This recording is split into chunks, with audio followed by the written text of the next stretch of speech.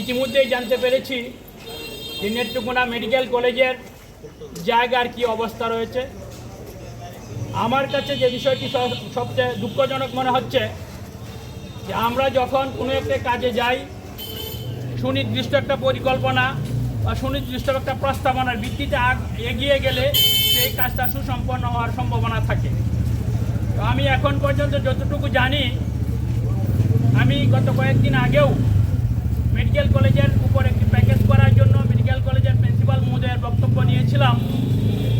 আমি জানতে পেরেছি এখন পর্যন্ত আপনি ইউনিভার্সিটির জায়গা অথবা মৌজাবালির জায়গা কোনো জায়গায় সুনির্দিষ্ট করে কোনো প্রস্তাবনা অধিদপ্তর বা সচিবালয়ে পাঠানো হয় নাই।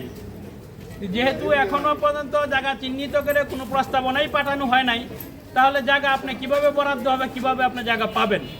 সুতরাং আমরা দীর্ঘ সময়ে যাবৎ যে একটা অস্পষ্টতার মধ্যে আছি, অনিশ্চয়তার মধ্যে আছি, এখনও সেই অবস্থায় রয়ে গেছি।